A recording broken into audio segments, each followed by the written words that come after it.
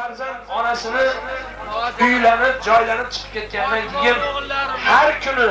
har soatda ko'rgisi kelar ekan-u, davlatning ishi mana shu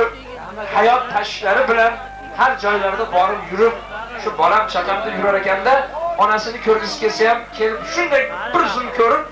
yana ana shu onasi bilan suhbatlashib, didoriga to'yib, erkalatib, bir kecha yotib bo'lishga vaqt bo'lmaydigan bir farzandidan aytilayotgan bitta qo'shiq Onajon degan qo'shiq yana bitta.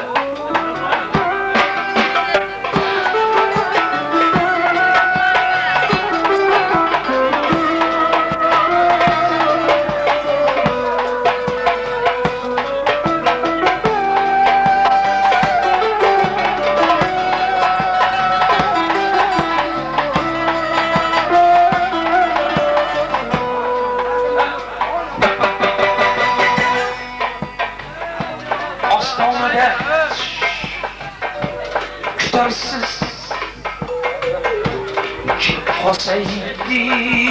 bolam deb ostonada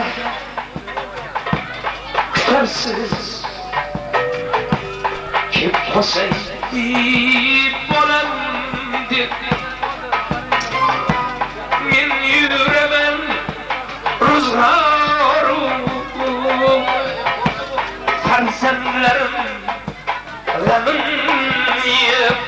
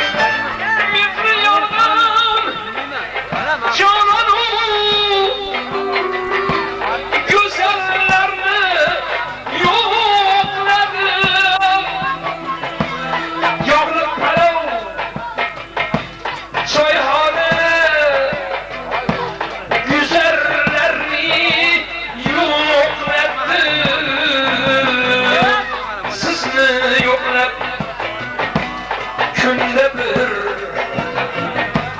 borolmayman onajon onajon onajon borolmayman erkalab ko'nglingiz ololmayman onajon onajon borolmayman erkalab ko'nglingiz ololmayman hey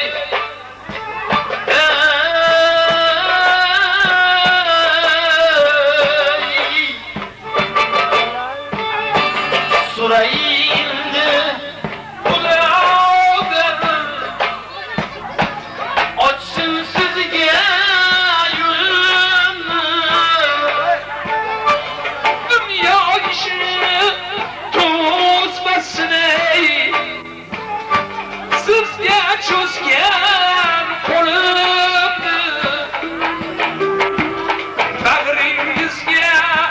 egildim kabul eylen huzurumda kelaman o siz bilen olmayman onajon onajon onajon borolmayman erkalab ko'nglingiz ololmayman siz oltin men dunyoda izlaganim mis ekan olov qolib quvganim tun ekan is ekan sizdan boshqa mehri o'tkinchi bir his ekan kelaman u siz bilan qololmayman onajon ey ko'z tegmasin shu tabarruk yoshingizga onajon ro'mol olib berayinmi